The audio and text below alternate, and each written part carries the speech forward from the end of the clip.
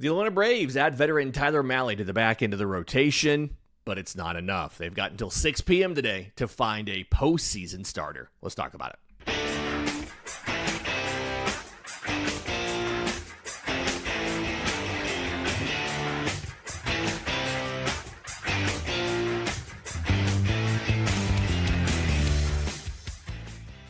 Yes, welcome on into Braves Today, a production of the Belief Podcast Network and presented to you by FanDuel. I'm your host, Lindsay Crosby, author of the Braves Today newsletter over at bravestoday.com. I want to talk about the weekend, this 4-game sweep of the Nationals and Ronaldo Lopez going on the injured list and Martin Perez stepping up and just proving that he has that dog in him on Saturday on 45 minutes notice and all of this stuff. But we can't, right? The trade deadline is today, and I think all of the oxygen in the room has gone to the trade deadline, and Atlanta's need to add players. I did a show late Saturday night, early Sunday morning, about adding Lane Thomas, about how effective and useful he would be in those certain situations the Braves chose to deploy him, which they've indicated, the quotes from AA is that he's going to be used against left-handed pitching from a corner outfield spot, putting him in the position to be successful. They got Tyler Mahle from the Giants yesterday, and it's a very similar situation. He is 31 years old, having a rough year overall this year. 5.13 ERA, 4.38 fielding independent pitching. But since returning from his hamstring injury that took about a month of his season, he's pitched to an ERA under 4. He's pitched to a FIP of about 3.5. And he's been able to give, or he was able to give the Giants length. In his 7 starts that he's made for San Francisco since coming off the injured list, he pitched into the 6th in 5 of them. And that's just not something a lot of Brave starters not named Chris Sale can say. Things have not been perfect for Tyler Mahle. He's not been the same guy that he was. And by himself, he is not enough for the Braves. But there are things the Braves can do and have discussed about. It's a very low bar they're trying to clear. He should be able to do it. And there are a couple things they can do to make him a little more effective. AA's comments last night on Mahle, in essence, I know on the surface you look at the ERA and say, but obviously we're trying to dig a little further into some of those things. We like what he's done of late, and we think there's still some room for improvement with some other tweaks. And the biggest weakness for him this season that I've been able to see has been facing right-handed hitters. They're hitting .305 with a .387 on base and a .461 slug. And there are some kind of basic utilization, location kind of changes you can make to what he does against righties to try and help mitigate that somewhat. I do think he needs to throw more sinkers and less four-seamers early in the count to righties, probably try to locate the cutter more inside against righties, more aggressive with the splitter and the slider in general. There are some basic things that he can do to try to be more effective against righties. What we do know is that the Braves at this point should have earned the benefit of the doubt on being able to get a pitcher who has a good pitch that they are not using enough, bringing them in, tweaking their usage, featuring that pitch a little bit more, not enough where it loses some of the effectiveness, but increasing the usage of it and getting better results. So for what he was ostensibly added for, which is somebody to help stabilize the back of the rotation and get Grant Holmes out of the rotation, the Tyler Mahle addition is a good one. The only thing it cost you was Anthony Molina. You grabbed him off of waivers last year. He's got some good velo, but hasn't really done much for you. The cost is virtually nothing. Genuinely, I had forgot Anthony Molina was still on the roster. I assumed they had DFA'd him last time he pitched. But let's be clear, this does help you, right? you are a better roster with Tyler Mahle on it. And better rotation with Tyler Mahle on it. Grant Holmes, 20 starts this year, 98 rotation innings. He's made one appearance out of the bullpen. That's why I'm trying to say rotation innings. So he's averaged less than 5 innings a start this season. He's pitched into the 6th inning just 5 times in 20 starts. And again, when you look at Tyler Mahle, he has pitched into the 6th inning 5 times in the last 7 starts that he's made. So, in and of itself, this is a useful deal for the Braves. But this is not enough for the Braves. Tyler Mahle doesn't move the needle for Atlanta. Right? He helps you get to the postseason. He helps make your bullpen better by 1, the addition of Grant Holmes, and 2, by taking some of the load off of them. You give them a guy back there who's easily capable of going 2 or 3 innings, and you give a guy, in general, you have to cover less innings because Tyler Mahle's in here. And there's no way to argue that's anything but a good thing. In the month of July, Braves starters covered 127 1/3 innings in 27 games. Just under 5 innings a start. And when you combine that, plus the fact that Atlanta had, I think, 3 different extra innings games, and they had to cover an extra 4 or 5 innings total, the bullpen threw 114 1/3 innings in the month of July. That's second only to the Padres. And those numbers are a little bit skewed for the Padres because they've done bullpen games, they've done openers and things like that. The Braves have not done a single bullpen game on purpose this year. They've done a lot of accidental bullpen games, right? Where it was a rain delay, and so Grant Holmes was done after 2 1/3, or Chris Sale got knocked out after just a few innings because of rain or something, or they had to pull somebody in the 4th and cover, and then it went to extras and they covered 6 innings with a pen. But for a team to have not scheduled and planned any bullpen games or using an opener, the fact that Atlanta's bullpen is second most in innings in the month of July should tell you the starting rotation's been a problem. And again, Tyler Mahle helps with that. Tyler Mahle does not help with the postseason. He does not help with October. Sure, are you going to be able to throw him and use him in some sort of role in October? Yes. Probably out of the pen. He doesn't help you. He doesn't move the needle for you with the rotation. So let's talk about the deals that have been made, who's still available, and what we're looking for between now and 6 p.m. We'll do that next, right here on Braves Today. Second segment of Braves Today, Lindsay Crosby. In a few minutes, I want to get to some of the roster moves that have to be made today and tomorrow to get some of these guys. Whether it is getting Lane Thomas on the roster, the Ha-Seong Kim move they have to make, adding Mahle, all that kind of stuff. But third segment, that's not important. Impact starter, that's what's important right now. They're probably still going to add to the bullpen as well. And when you talk to Alex, when Alex Anthopoulos talked to the media last night, Sunday night, he talked about they're still engaged in the bullpen market. They're still engaged in the starting rotation market. And these things are moving very quickly. The quote from last night, and people are going to read into this what they want to read into this. This is not something that concerns me because this is the way Alex Anthopoulos speaks. But the quote from last night, and remember, this is the quote from Sunday. So when he mentions last night, he's referring to Saturday, okay? Quote, if you'd asked me last night, were we close to a deal for any starter, I would have said no. If you asked me earlier in the day, I would have said no. If you'd asked me in the last hour and a half, I would have said yeah. So that's how quickly it moves.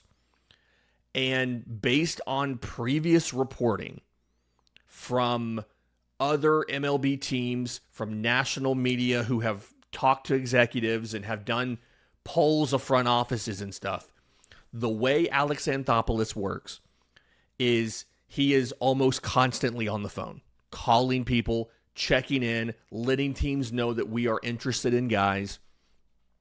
And he'll check in multiple times, and he'll check in over weeks and months, and teams will never be ready to move them until all of a sudden they are. So, based on multiple years of covering this guy, I feel confident in saying that the Braves have checked in with all of the teams that they want to get a starter from. And the Braves have discussed some sort of framework. And when those teams are ready to make a move, that deal will happen. And it will be some point in time today.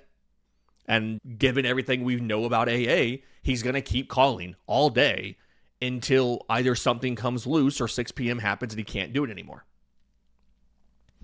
But looking at the guys that are available and what has to be done, when you look at the deals that have already happened, I think a lot of the deals mean that the Braves are in a maybe slightly better position than they were going into the weekend.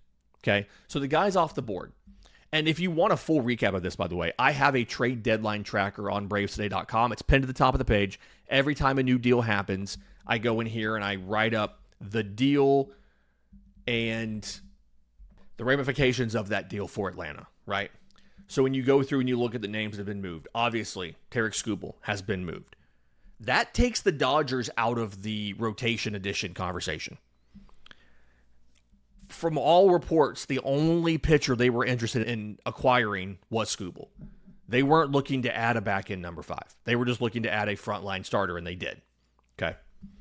When you look, the White Sox have added Luis Castillo. They took out a lot of money to do that.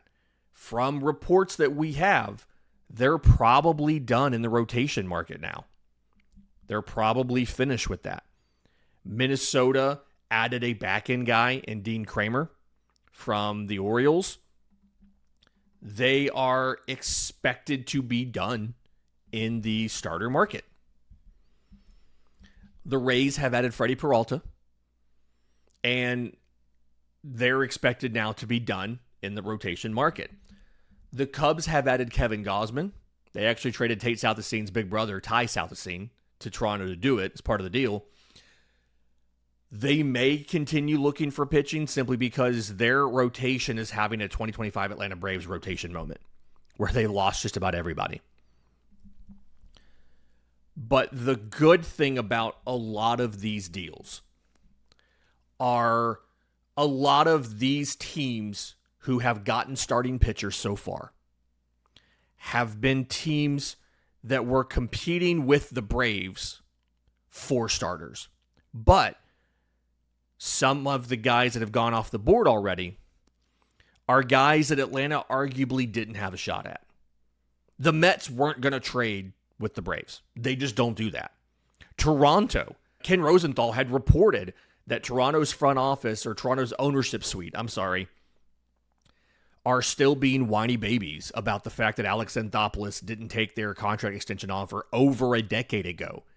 And so the Blue Jays had resolved to not deal with the Atlanta Braves as long as Alex Anthopoulos is here. They just decided they were not going to make a trade with the Braves. They didn't want to deal with AA, which wild to me that they are upset that he voluntarily chose to leave over a decade ago, to the point where they would be willing to take a worse prospect return just to not send a player to the Braves. Dumb. But the point of that is to say that the teams that we're competing with for starters, for a postseason caliber starter, a number 2 starter, some of those teams filled that spot with a player that wasn't available to us. So you would think the supply is a little bit better. The counterpoint to this is some of these deals, the rental deals really, but some of these deals have been, I think, a little bit smaller than we were hoping for. And yes, I expect Casey Mize. I still expect Casey Mize to get moved. He's a rental. They're clearly selling. Makes no sense not to do it. I expect Robbie Ray to get moved. He's a rental. They're clearly selling. It makes no sense not to do it. But some of these guys don't have to move, right? The Angels don't have to trade Reed Detmers. The Angels don't have to trade Jose Soriano. The Rangers, Ken Rosenthal reported yesterday that if the Rangers lost to the Astros, which they did, that the Rangers had discussed trying to going ahead and selling because they would be on a losing streak and negative run differential and all these things that said even if they were to make the postseason, they probably wouldn't go very far. And they have a lot of money on the books for Jacob deGrom. And Corey Seager, who has a limited no-trade clause, would get full 10-5 rights and could block any deal after this season, right? Once the final day of the season was complete, Corey Seager could block any trade to any team. So there are names out there. There are teams still looking for rotation additions. The payroll's okay, right? You can afford whoever you need to add. You have the prospects. You just have to make the deals. And you heard the quote from AA that these deals are coming together very quickly. And that's how trades work in Major League Baseball for the most part in a time-constricted thing like this. Deadline spur action. So, on its face, yes, Tyler Mahle does not do anything for you in October. And if this is the only rotation addition that the Braves make, then I will be in the long line of people giving AA hell for that being the only addition that he makes. I have a guest coming on with me tonight to record a post-deadline recap that's going to drop either late tonight or first thing in the morning.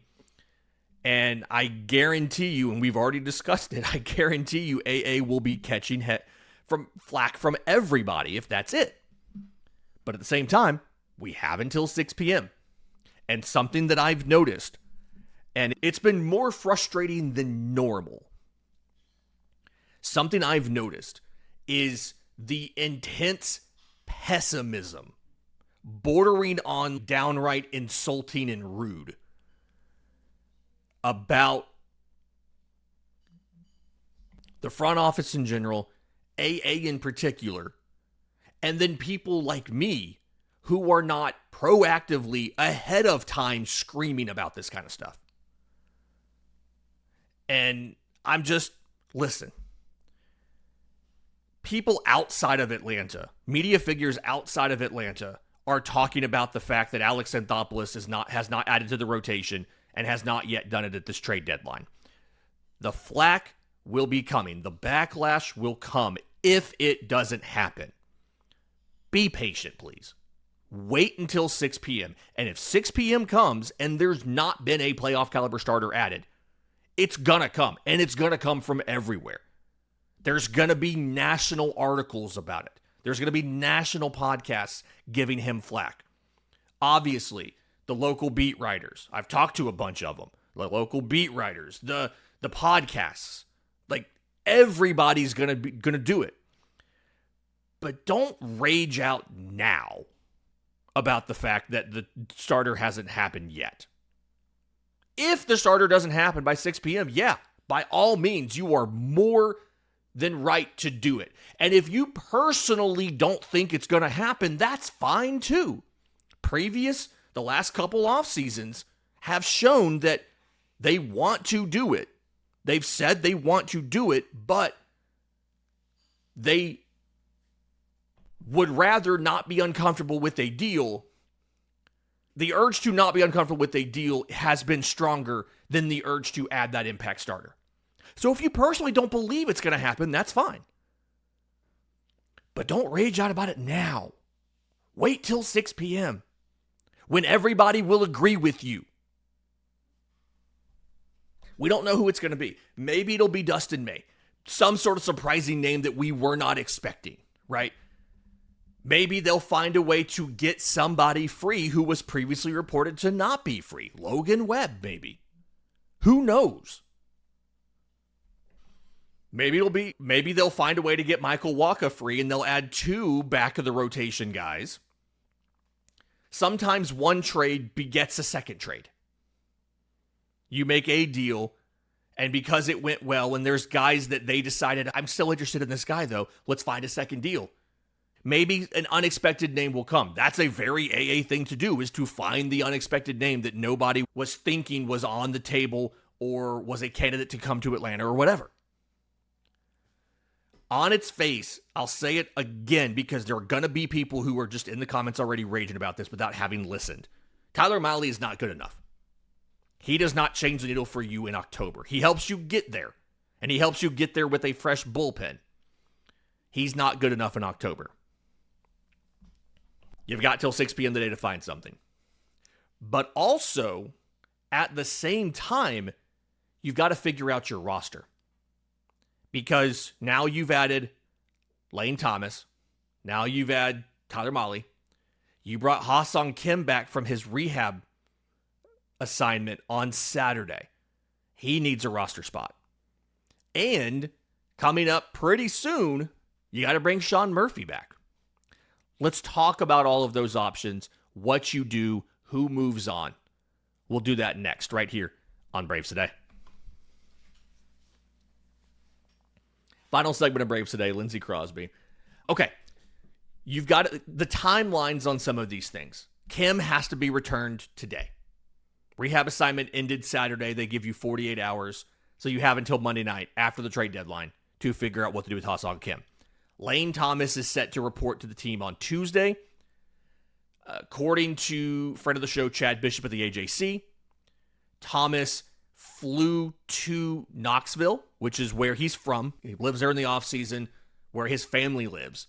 He flew to Knoxville on Sunday morning to get some things, get his family, and is driving to Atlanta from Knoxville, which is not a bad drive. It's really not. And he'll go to the facility today. He's not scheduled to officially report, meaning that's when he has to be added to the roster, until Tuesday. But reportedly, he's going to show up today and get the info on the temporary housing and all that kind of stuff and meet a bunch of people and get started integrating with the Braves. And if you were curious, big Chipper Jones fan growing up. So he fits that Braves demographic, right?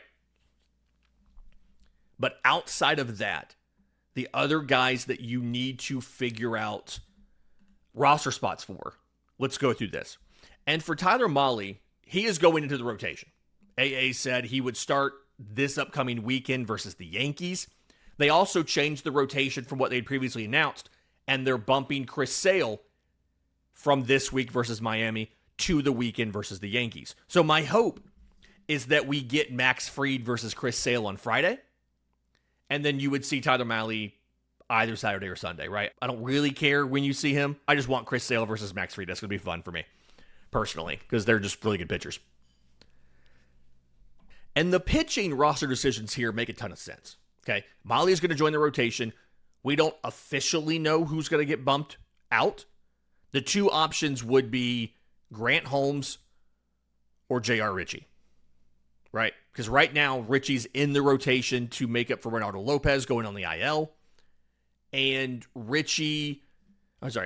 on Lopez, by the way, MRIs were negative. And the thought process as of now is that this will be a minimum 15-day stint. And then he'll be back in 2 weeks. They backdated it as far as they could, so they're not even that worried about needing time for him to heal. Thought process is he's back in 2 weeks.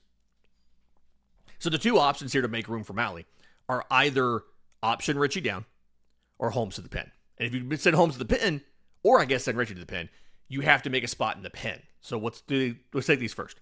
First thing for Ritchie, and this has come up a couple times, people are confused how this works. If Ritchie gets optioned down, it is the 5th time this season he would have been optioned down. That is fine. When you try to option a guy down the 6th time, that is when they have to go through waivers.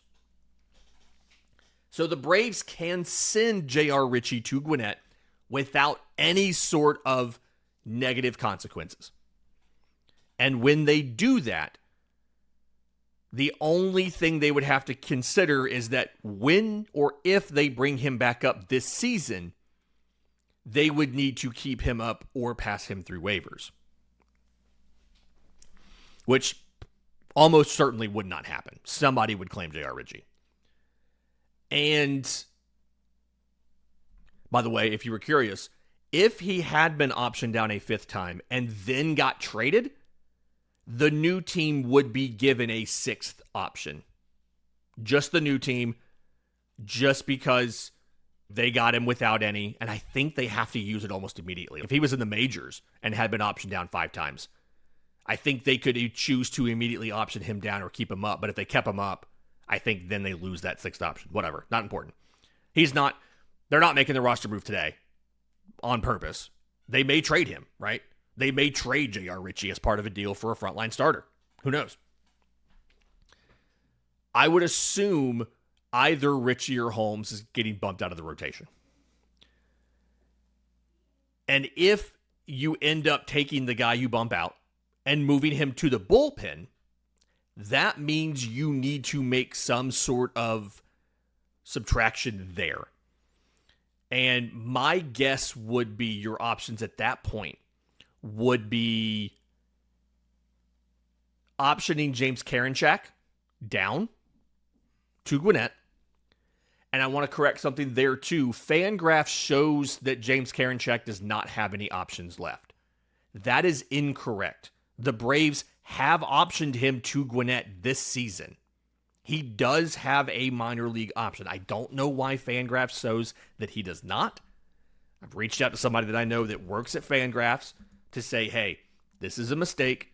I flagged it for him. They're probably going to get that fixed pretty soon. Because again, they show him as having no options, but he quite literally has been optioned this season by the Braves. So, don't know why it shows differently. I wanted to fix that because somebody asked me about that the other day. He's like, Karinchak doesn't have options. No, he does. He has this final option year. He's in it now. And that option's been popped. So you might as well go ahead and use it if you have it. So you could do that. You could DFA Danny Young. That would be one of those odd decisions from the perspective of they carried him through TJ. He's only making like $925,000. He's not a free agent until 2031. So fixing Danny Young would be arguably the best way to handle this. The problem is Danny Young also doesn't have any options.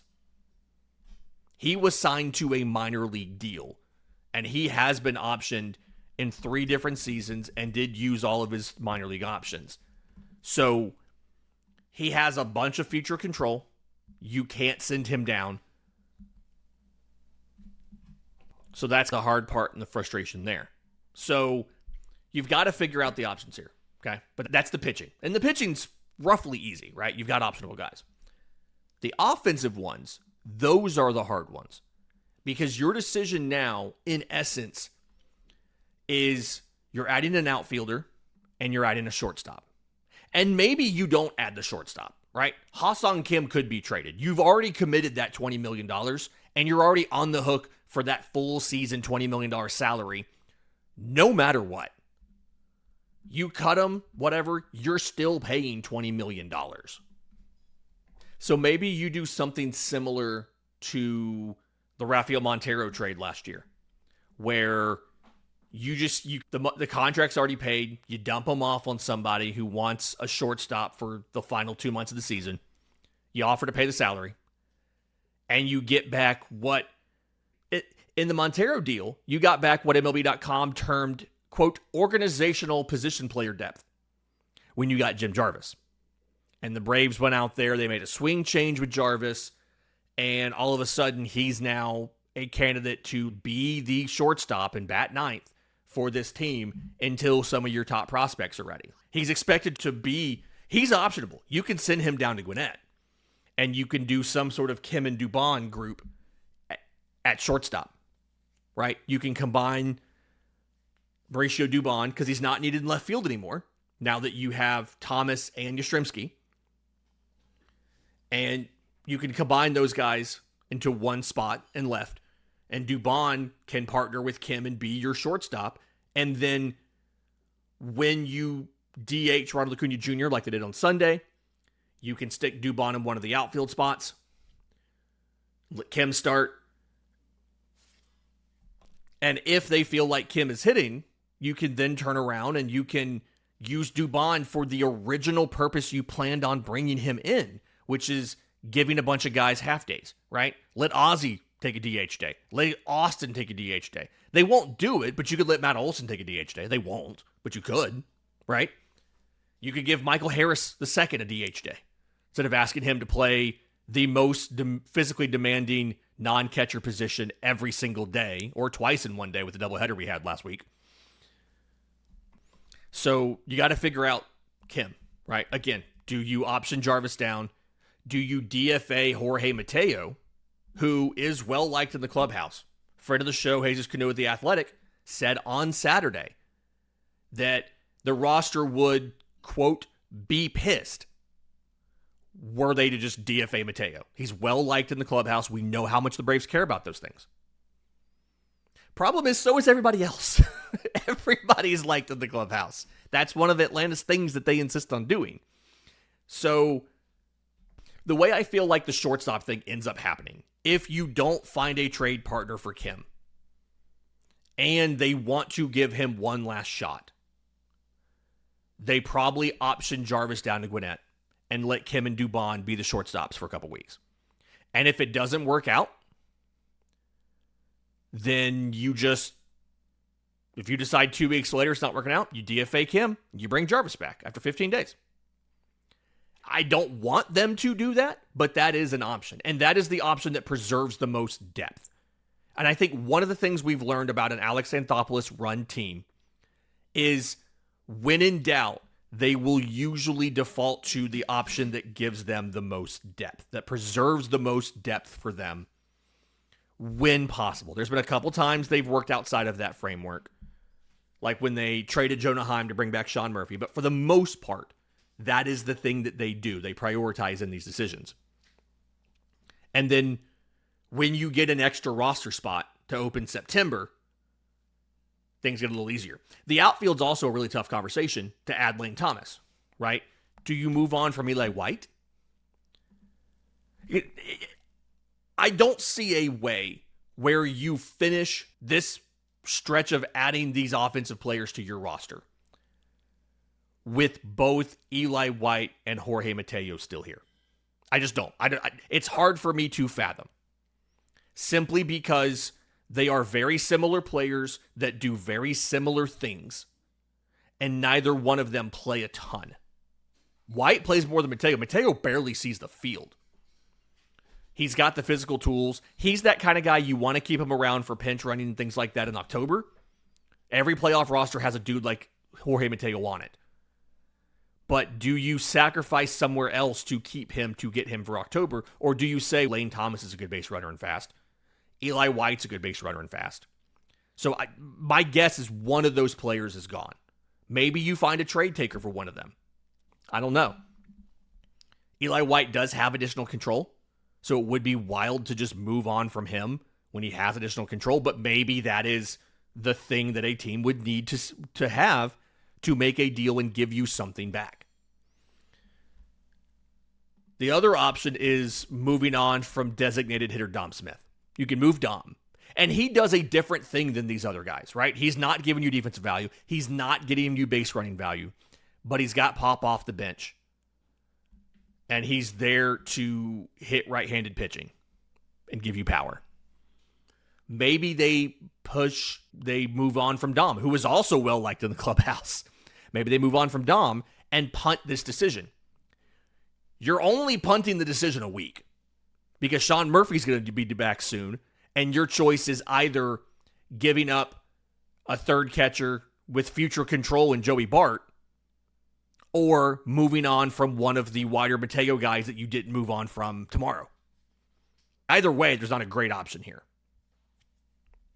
Unless you can find somebody to take one of them in a trade, right? If you can get value out of Ha-Seong Kim, and I think, honestly, that's the best path to take. If you can find value in moving Ha-Seong Kim, pay the salary. You're already planned on the salary.